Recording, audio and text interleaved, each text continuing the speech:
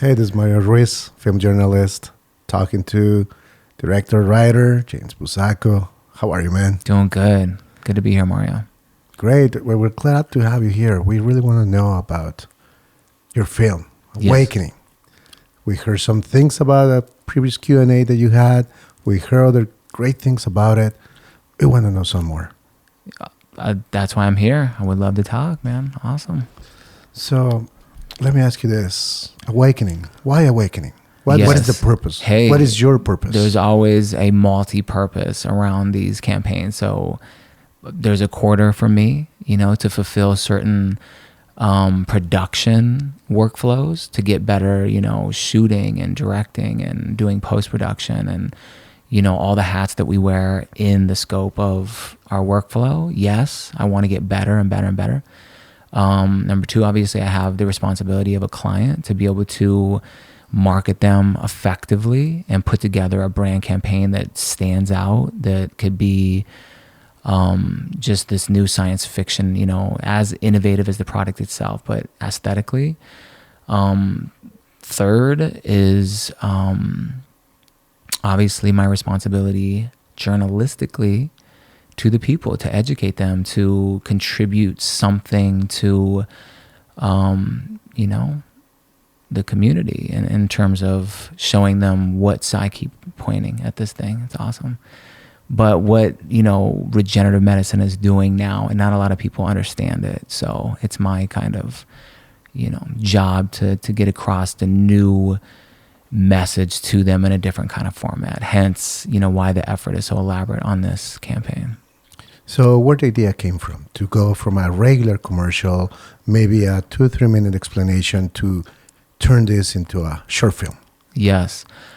Ooh, that's a good one.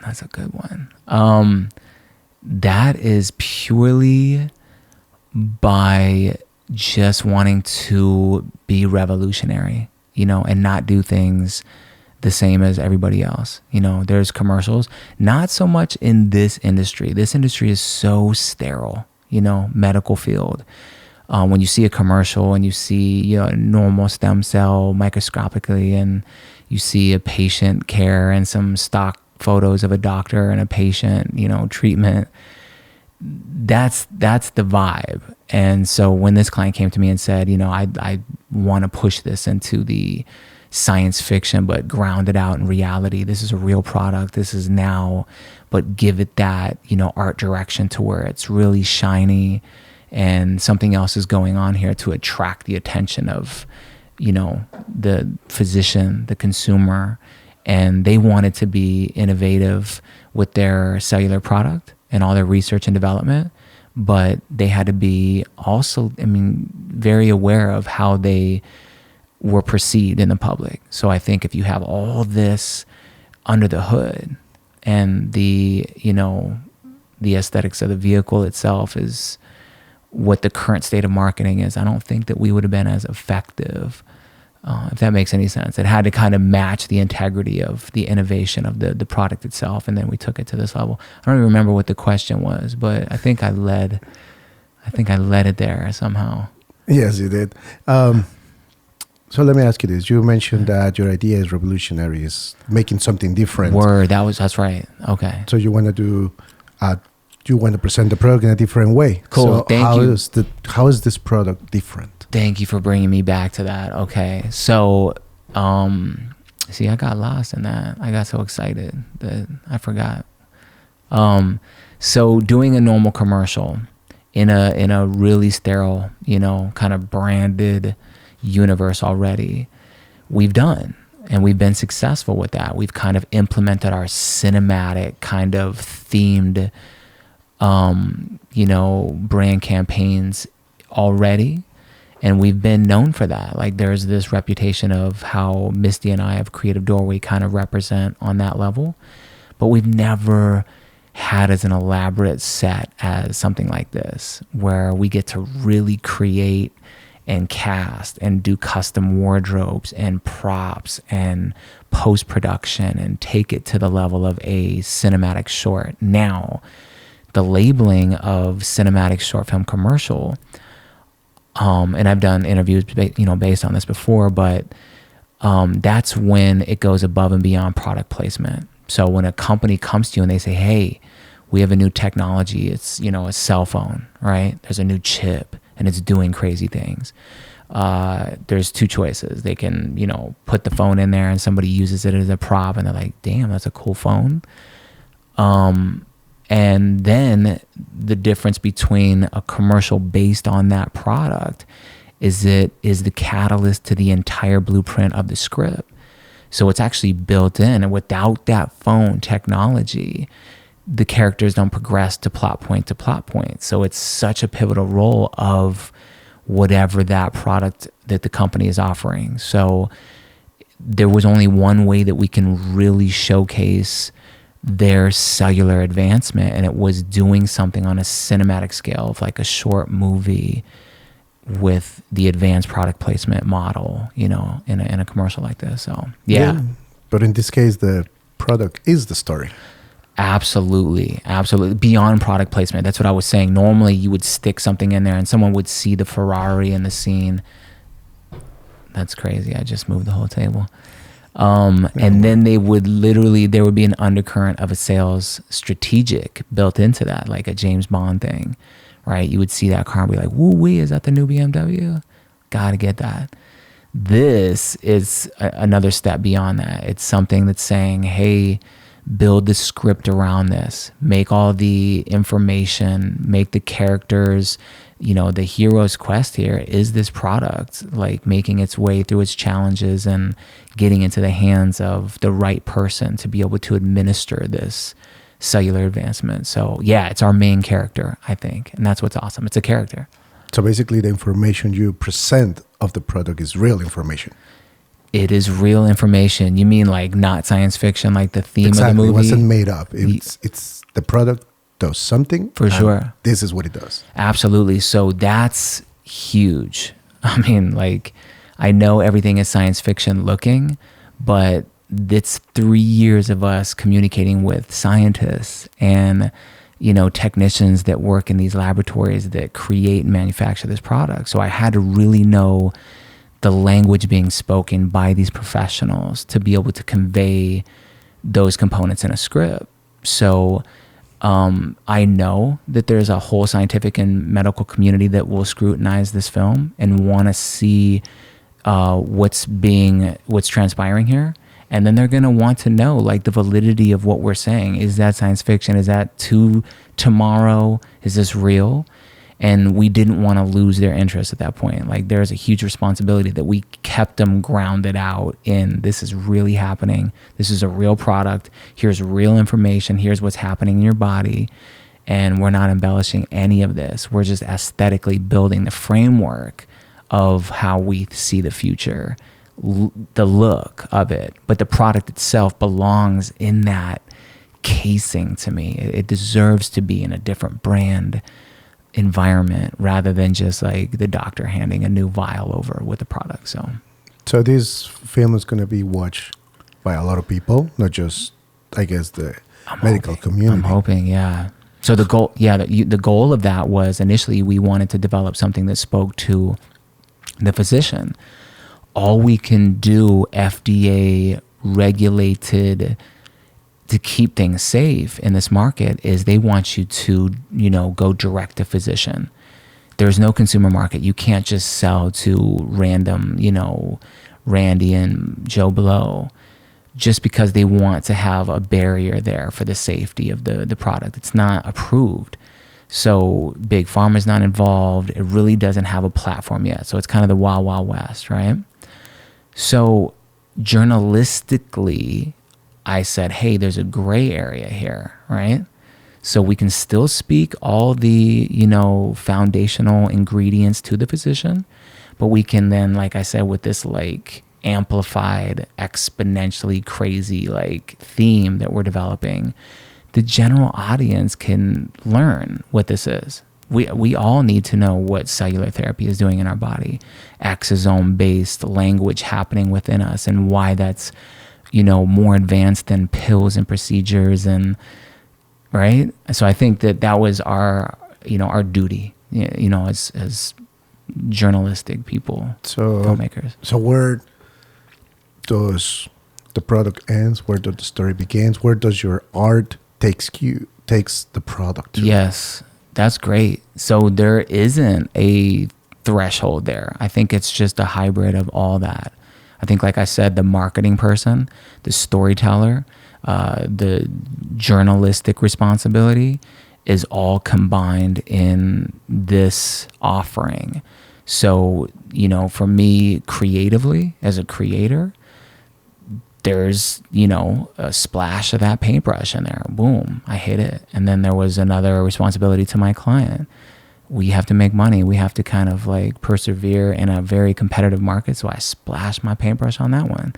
And then when it comes to, you know, speaking to the human condition and connecting there, you know, for my audience, which I want to speak to the rest of my life as a creative person, splash, splash, another couple strokes. So all of it, there's no ending. There's no threshold. It's all one kind of performance art piece, you know, with a lot of ingredients. So it kind of flows together?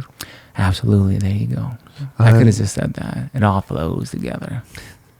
I guess you could. Now let's, for example, you have a blank piece of paper. They said, here's the product. Where do you start imagining the story?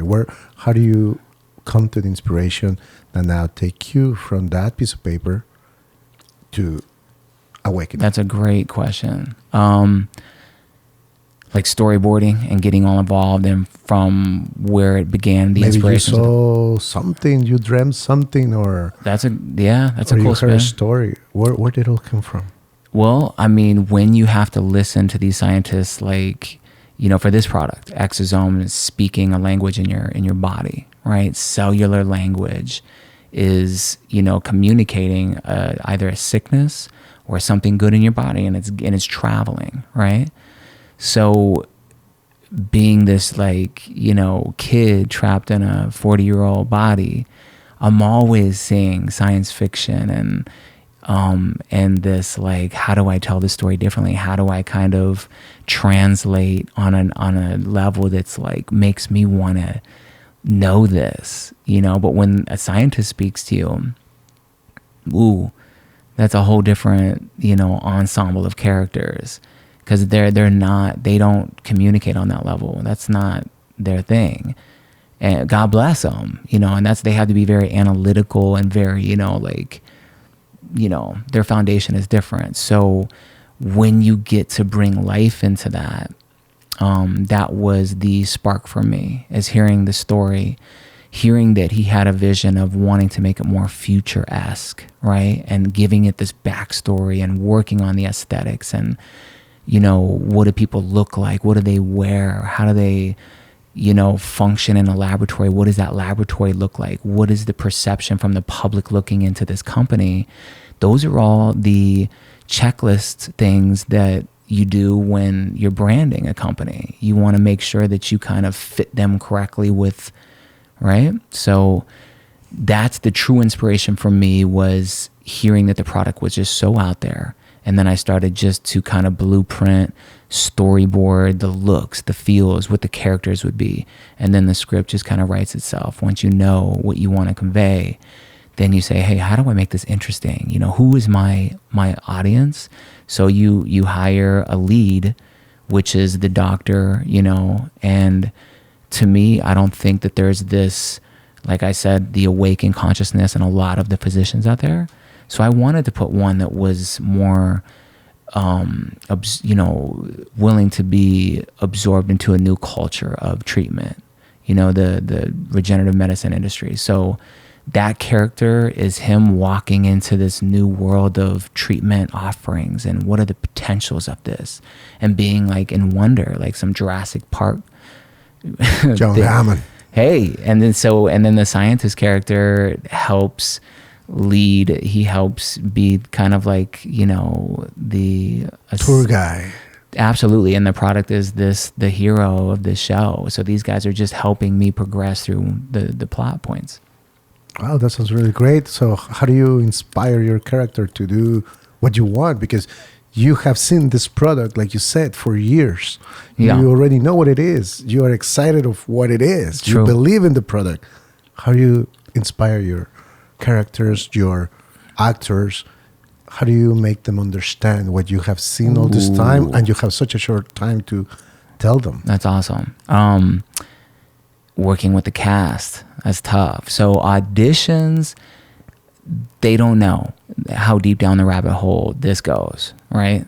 They don't understand that. I know that. Obviously, I try to walk them into as much as I possibly can. There are NDAs for certain, proprietary, technologies used, and all kinds of like red flags. So you have to navigate around this differently on a business side of things.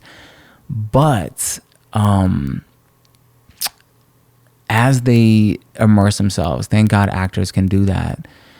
They kind of, soak up off of you as a director. So if you're in this world and you're creating this, imagination place for them in this future, and you're giving them, this script, and you're walking them through, and you're believing in this, and you think there's all this hope in this product, and they can read that from you, you build that astonishment for them. So they really are filled with the wonder that you have for this product.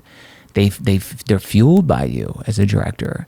So, when casting the physician, I knew, in his audition that he was the type of guy that was, easily open to any idea. He wasn't a guy that could be stuck on just one thing and, I'm this way, I'm a man, this is a man's way, and this is the way it's got to be. He was open. So he was like, oh, if that's a new way to do it better, I'm open. So that's him as a real person. So I was like, wow, if he can act, and he's been in a lot of different things, and that was a special sauce for him. The other guy just has this real thespian-like mad scientist vibe and has never done anything like this before on this level. And I thought he'd be the perfect fit because he just has this presence.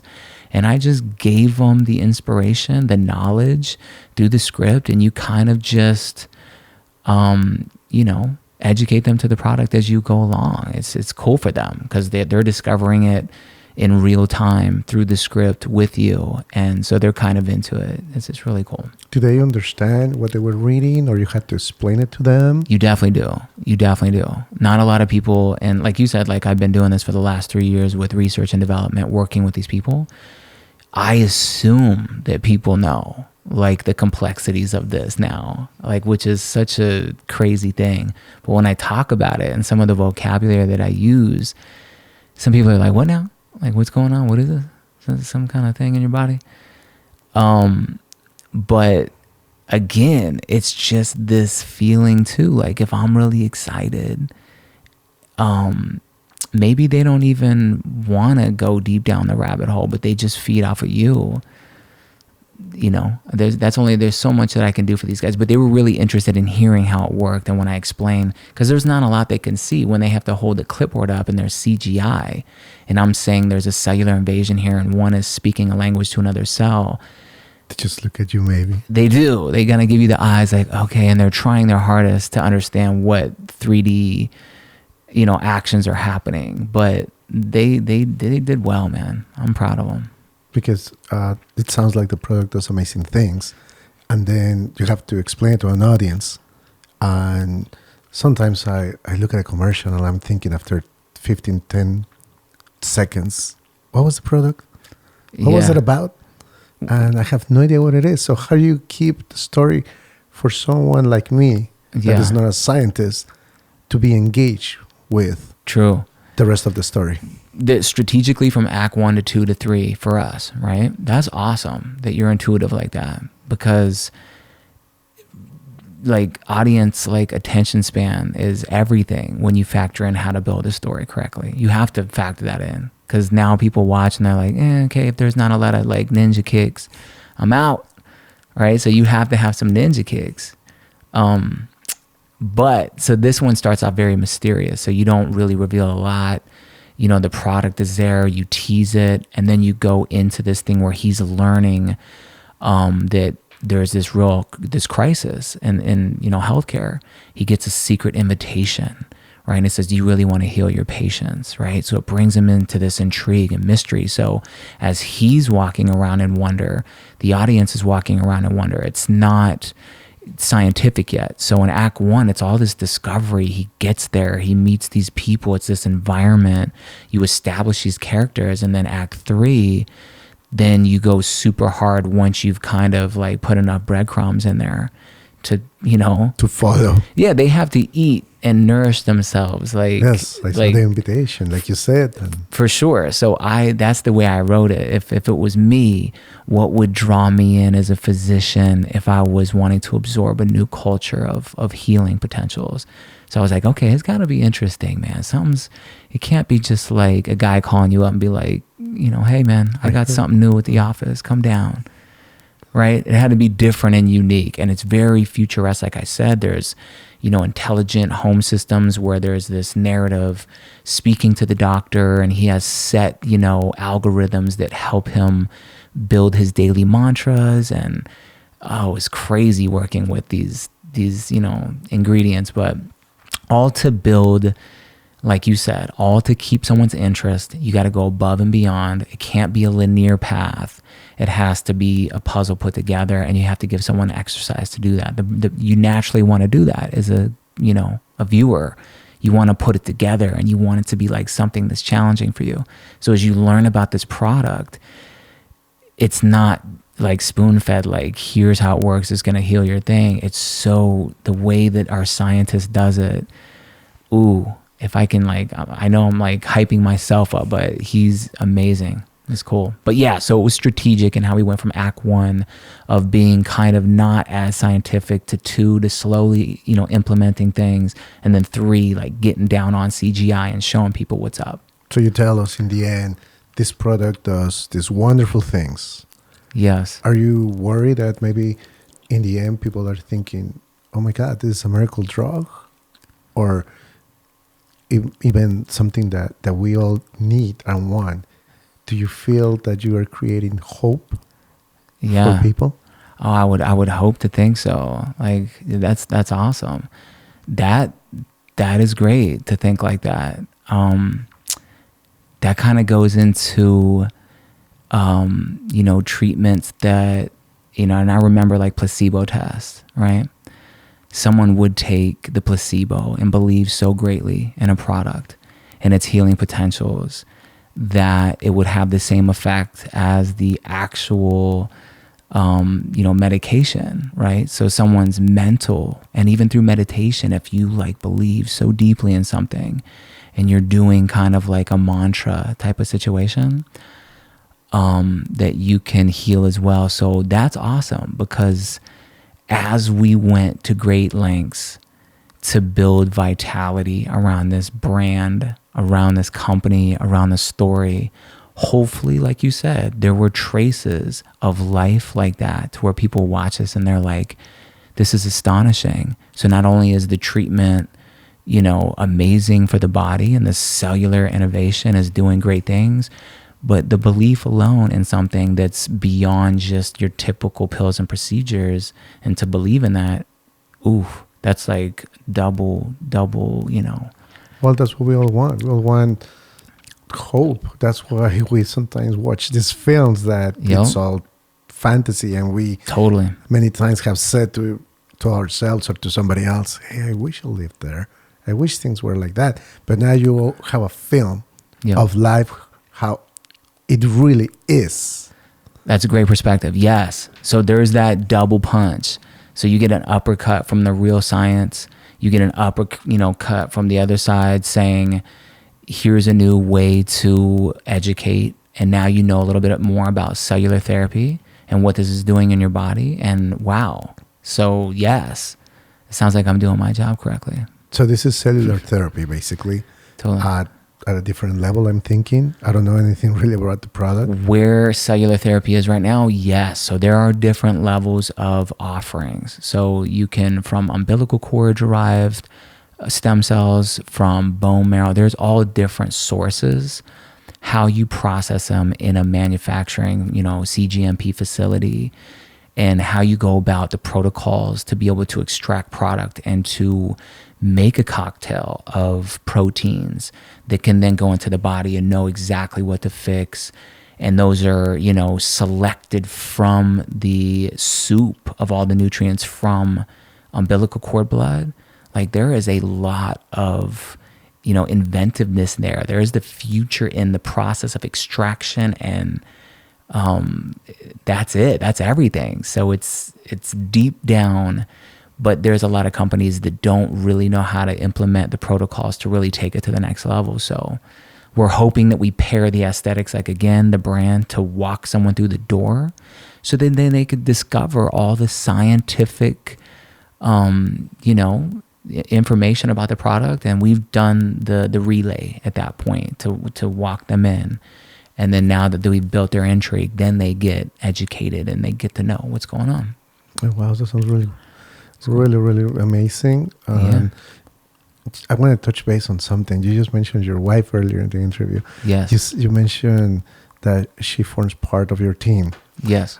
Is it difficult to have your spouse basically be in the driver's seat with you? Who turns the ship? Isn't that cool? I love that. I love it. Yes. The cool thing about our little partnership is that, you know, we do everything from post to visual effects to shooting. I mean, she focus pulls while I camera operate and direct on the side, and then script supervise. And then, you know, she works in the back of the house with, you know, wardrobe and putting everything together, and hair and makeup. And there's all these roles that me and her get to facilitate together, and we kind of go off in our own little direction. So as she's, you know, working on a set design feature, right? And I'm looking at the scene and I'm framing it up, and I'm working with talent and going over dialogue. And so we're constantly kind of working next to each other, doing our own thing, but we stay in each other's lane. Occasionally it crosses, you know, occasionally we'll have like a conflicting, hey man, I set this up for a reason. You're in my path now. And we just have to dance, like, you know, fluidly at that point. So we have to be able to be like, all right, I'm gonna let you win that one, as long as we could progress and do this. So it is a little partnership thing, and it's cool. And what happens when things don't go right? Because I'm assuming that sometimes you are shooting or you're going through a scene and you go, oh, this isn't working. Totally. So what do you do? Oh my goodness, we suck at that. We overreact, and you know, it always comes down to this aspect too. So when you manage all aspects, right, that means you manage the financials as well, right? And when you budget for something. So if you do run into a snag and you're like, oh my goodness, we need an extra day, we casted the wrong person, we have a fill-in lead, you have the luxuries of doing things differently when you have, you know, when you can manage the financials better. All right. So if you're good at that, which we are, you can run into a snag. You say, we need to rent out this studio again for another day. We need to pay the cast again. We need to feed everybody. We need to build another piece of construction on this set, or we need to buy another prop and have it custom made. There are times where you know, the client works with you on that aspect of the business, which is a whole nother animal. And that's one of the hardest ones. All the rest is like playing, but that's like the adult part where you have to manage the finances. And so usually just the snag equates to time, and time is money. And then me and her just have to function as like accountants at that time. And, you know, whoever is the better accountant, I guess, gets whoever the cookie. works the best. That's right. But it breaks down to that. Like always our conflict equates to like money issues. Like, how do you do this with a certain time constraint and money, and to appease a client and stay, you know, you're responsible for this whole set of people. So it's like a bunch of kids to take care of, and you know how it goes. Does that hurt the story to start thinking about, oh, I cannot pay for this? Or yes, if you let it. So you have to, like, you know, shut off one compartment, and you know, because you can easily be taken over. That's a great question, because in the beginning of becoming a creative, there is a responsibility that you have to have when people say, hey man, I'm going to give you a lot of money. We trust you. Go be creative. But they want to see you be a businessman as well. They want to see you manage certain things, take care of the responsibilities of a workflow. If you're talented, and this is what I would love for young filmmakers to know, that it's not just about your talent and you going out and being creative and having a vision.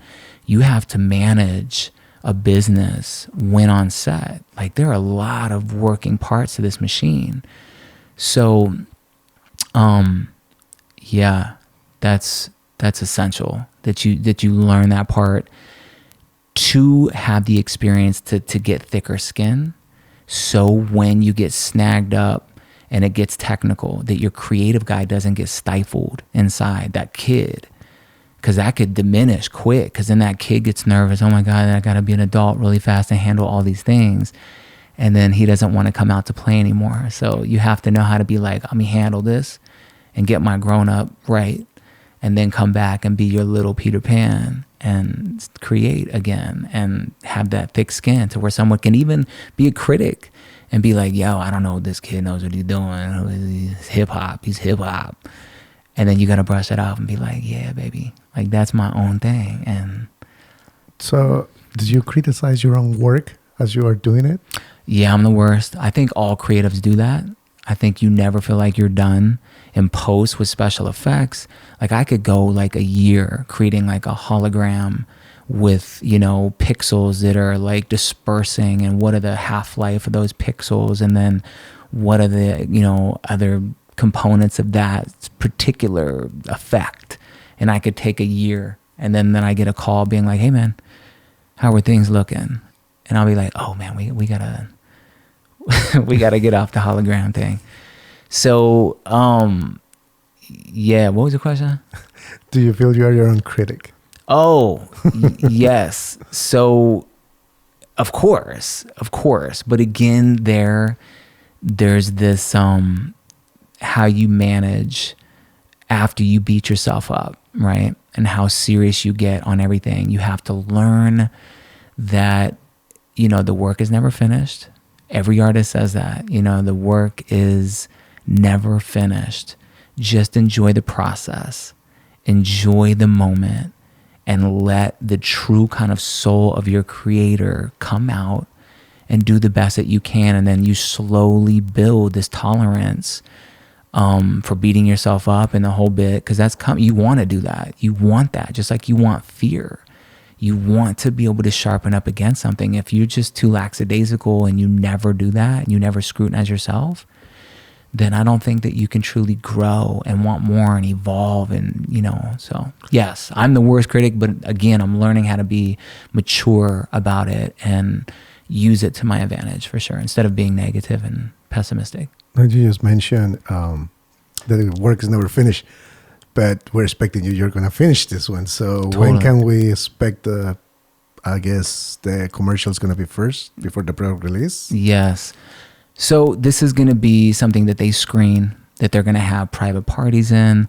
They're going to do the whole, Hollywood thing here in LA, and have an audience that are hand selected to watch this, obviously, almost like a boardroom presentation, but on a bigger scale. They get the big screen to really show off, right? Which is really cool.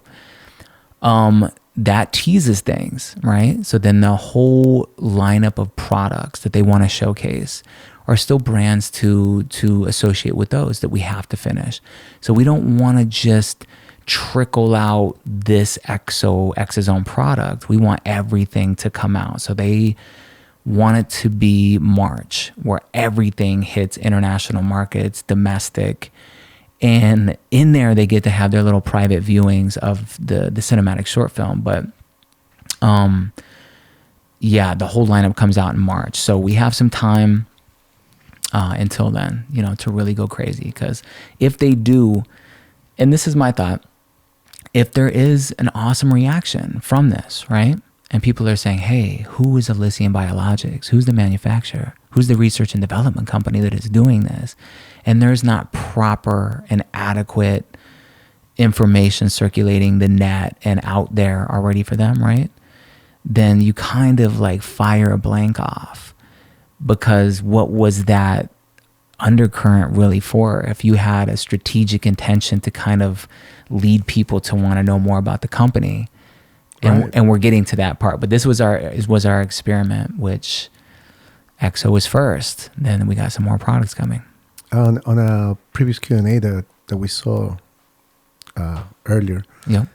you mentioned that you're going to have a part series. Does that mean that every product gets the same treatment? I was just going to say that. I wanted to jump into that. So this being the first of the many products in the lineup, each one will be an a la carte. It'll function as an a la carte cinematic short film. It'll have its own brand, its own aesthetics, its own look and feel. However, the cast, the theme continues. So as you watch this, there's, like a sequel, and it builds a story from one to the next product. And they all kind of create this series, like you said, where it's episode based, and you can like get to know this cast and crew, and we'll bring in new characters, and we'll bring in new locations, all the while like introducing these new products and these new services and different things. So the company perception after this entire thing of 60 minutes in duration of all these put together, right?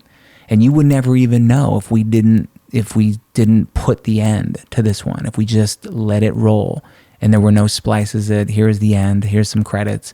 It would function as one long one, and you go on this long adventure. So at the end of the day, the treat for me is that I get a feature and a bunch of shorts out of this thing, or a series on Netflix or something crazy. But we'll see. And it's a product, placement on a whole nother level. So yeah, it's gonna be neat. Wow, this sounds pretty neat. Yeah. But here's what I was thinking. Are you going to be able to develop the characters through one element to the next one? Yes. Assuming that, I don't know if all the products are the same. I don't know what they do.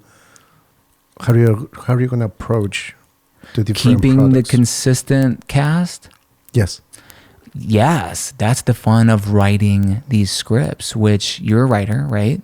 Right. So imagine being able to take this first treatment and develop these characters and having an audience see them and get to live through them, and a physician relate to this physician, and then seeing their reactions and then being like, what else can we do now that we've seen, this guy take the product and with the intentions to change the world and change things, and what happens to these people. So then the reaction, the effect and reactions change, and we can play off of that, and we can go into what is the world going to look like now? Can we can we take pills and procedures out? Where does that leave big pharma?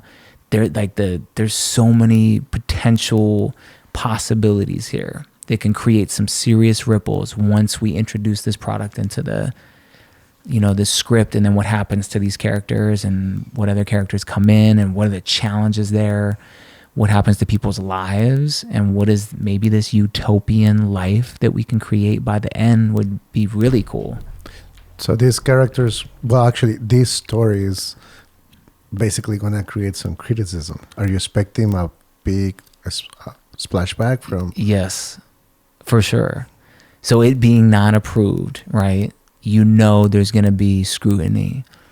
And I've seen it before. I've seen this competitiveness between sources. I've seen bone marrow stem cell companies trying to disprove umbilical cord blood stem cells. And both of them have arguments back and forth. Ours are new from a 0-year-old baby working in your body. Then the other company would say, what bone marrow is from the person, so there's no immune reactions. There's no blood type matching, consequences that are happening, and there's no foreign antibodies that are happening in the body. And so there's all this like fighting on this like OK Corral thing. Is that what that thing's called? The OK Corral? But it reminds me of the Wild Wild West in that respect, is that there's these like gunfights between companies trying to disprove things, and there's really no concrete right now. So there's going to be criticism, I know that, on a scientific level when when you're pushing out a product that's advanced like this. And even critics to the way that we're, developing the branding for a company. Like I told you, some people are going to say, just keep it sterile, use stock photos. Why do you have to take the patient, physician, and the general audience on this adventure? What's it all for? We're just trying to heal someone. And we've talked elaborately today about what hope does, what building life in between the lines does for someone that's taking a product, and for the message of a product and how it's perceived, and how walking through the doors of Jurassic Park, without those doors, without Jurassic Park above it, it's really not, you know what I'm saying? It's just plants. It's just plants. Yeah, it's just some mammals walking around. Right.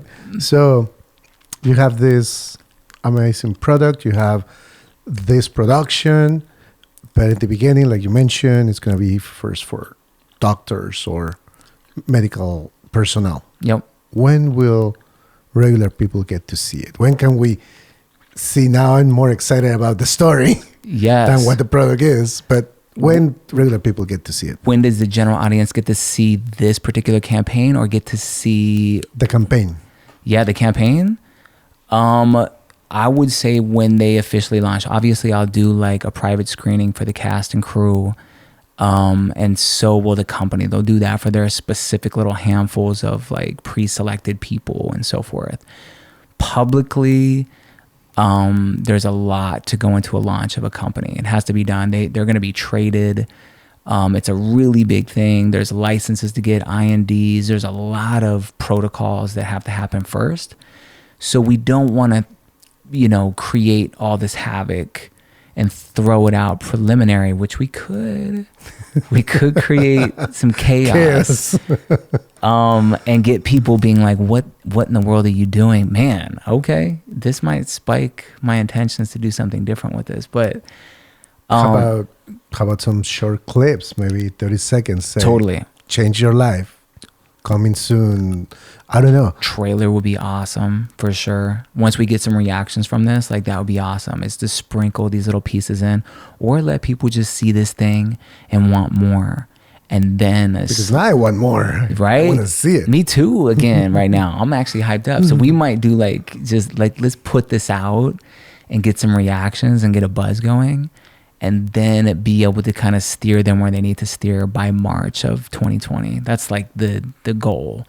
But 2020 is the year you're going to see all this stuff going down. So wow. So 2020 could be the year that you're changing the world. Word. Because that's what it sounds like. I mean, a product that changes you at a cellular level. Yep. And a new way to present it. It should be a really, really, really good campaign. I'm really excited to see it. For sure. The kicker too is, not to get on the scientific bit, right? We're going to continue to do this like production at this level, and we're going to have a blast. It's revolutionary how they're all kind of playing into each other. The FDA, right? In order for the United States, to really harness the capabilities of what cellular therapies can do, is not as elaborate as an international. So this company is really big internationally. In China, they're curing cancer. They're curing crazy things with this. They're doing cancer. They are. They're doing crazy stuff with, cellular therapy. But here it's so competitive, and there's so much, money in the system, and there's really no police in this yet, but they're building it. And I'm optimistic that it's going to get there.